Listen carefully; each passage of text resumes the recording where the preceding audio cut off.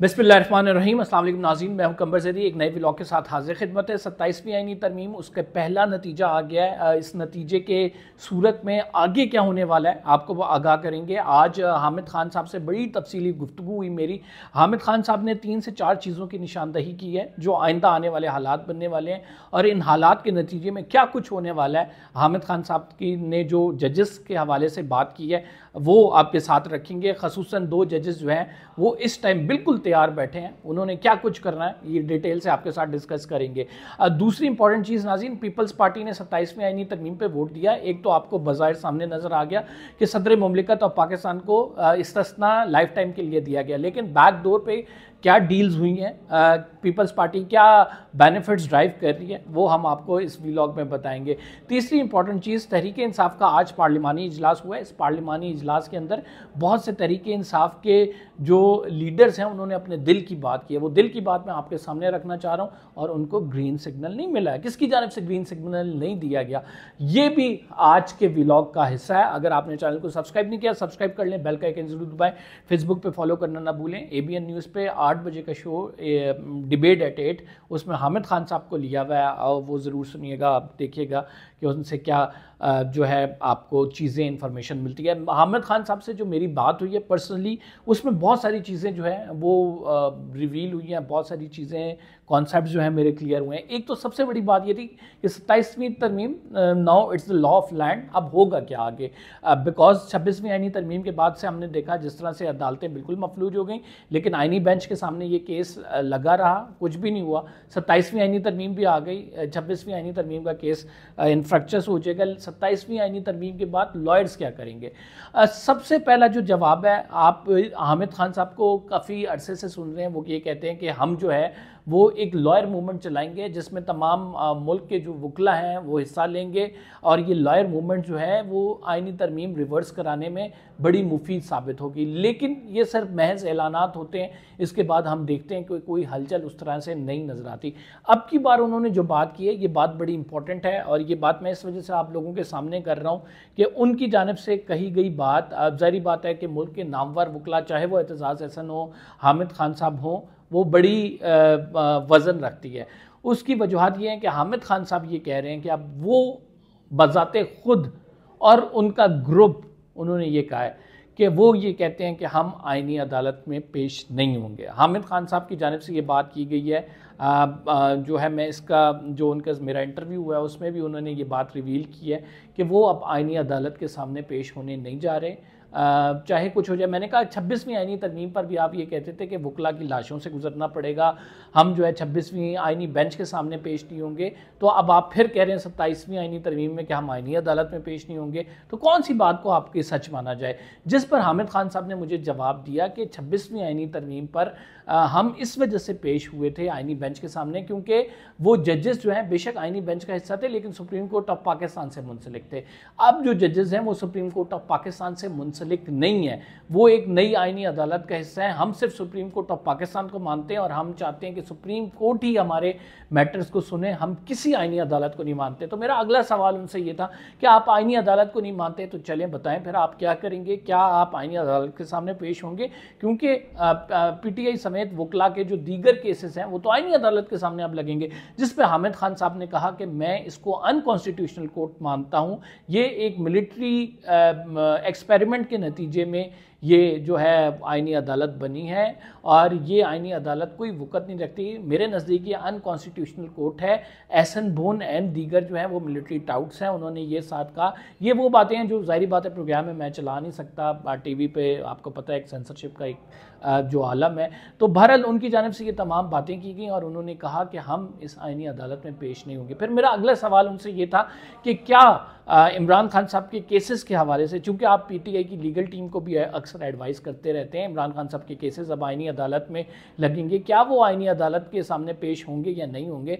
जिस पर जो है बताया गया हामिद खान साहब की जानिब से कि वो आईनी अदालत के सामने जो है PTI को भी यही रिक्वेस्ट करेंगे कि वो आईनी अदालत के सामने पेश ना हो। तो इस तमाम मामले पर नाजरीन जो हमने देखा है, जो हमारे सामने इंफॉर्मेशन है वो ये है अब तक कि वकला का एक बड़ा ग्रुप ये सोच रखता है कि वो आईनी अदालत के सामने पेश ना हो, आईनी अदालतों का बाकायदा बायकॉट किया जाए और इस तहरीक को आगे लेकर बढ़ा जाए। मैंने जब उनसे सवाल किया क्या justice Mansoor and justice Athar Minallah से आप लोग कोई रब्ता करेंगे, उनको बाकायदा तहरीक में शामिल करने की कोशिश करेंगे, बार कौंसल्स के उस पर ये कोई डिसीजन लिया जाएगा, जो जिस पर हामिद खान साहब ने कहा कि उनसे बिल्कुल रब्ता तो किया जाएगा, लेकिन इस हवाले से मैं ज़्यादा बात आप लोगों को डिस्क्लोज़ नहीं कर सकता।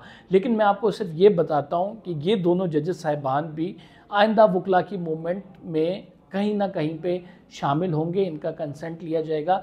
दीगर जजेस के इस्तीफे के हवाले से कहा कि उन्होंने कहा कि दीगर जजेस की अपनी मर्जी है कि वो इस्तीफे देते हैं या नहीं। बहरहाल एक बात डिसाइडेड है कि ये 27वीं आईनी तरमीम को जो है मुल्क में बड़ी वकला की तादाद नहीं मानने वाली। अब इसमें आप मेरा तज्जिया पूछें इस सारे इंटरव्यू के बाद, तो मैं ये समझता हूँ कि जैसे 26वीं आईनी तरमीम के बाद हमने देखा कि हामिद खान साहब की जानिब से मुसलसल स्टेटमेंट आई, 27वीं आईनी तरमीम के बाद से भी इन स्टेटमेंट्स का सिलसिला जारी रहेगा।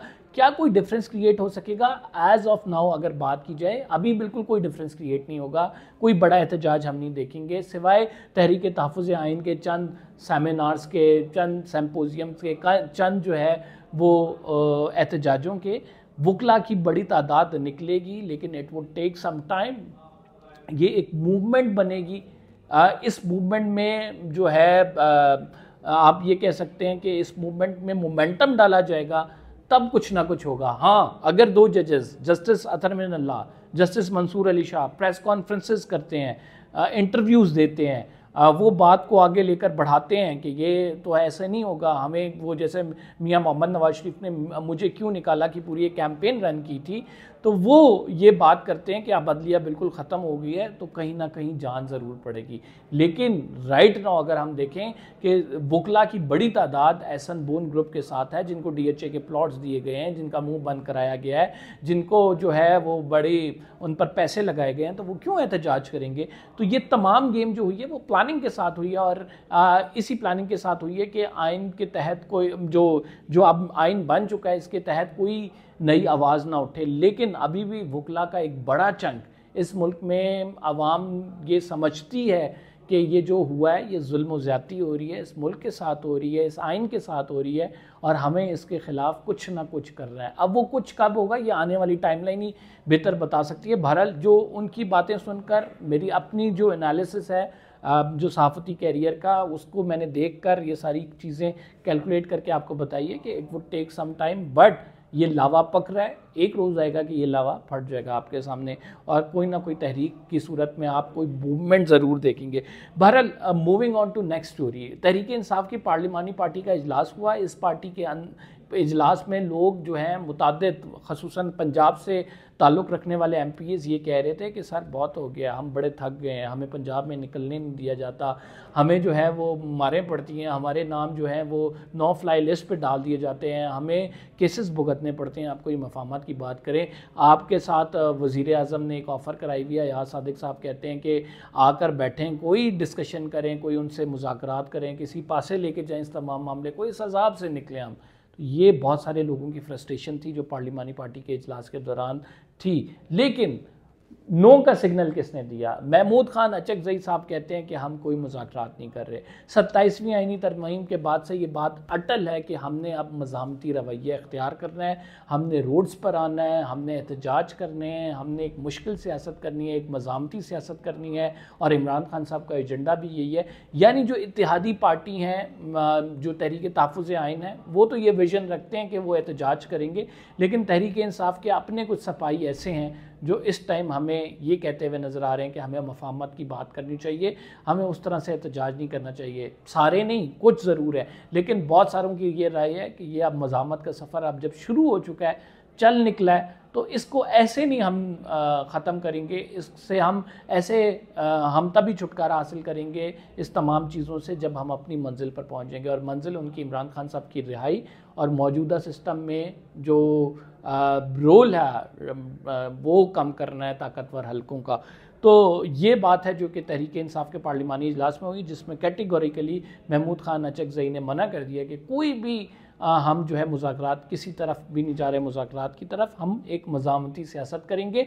और आज जो है वो जो मुस्तफ़ा नवाज़ खोकर साहब हैं, उन्होंने कहा कि हमने एक लाए अमल तरतीब दी है, ये अमली तौर पर हम एहतजाज करने जा रहे हैं और ये लाए अमल हम अपने आपको जल्द बताएंगे कि क्या करने जा रहे हैं।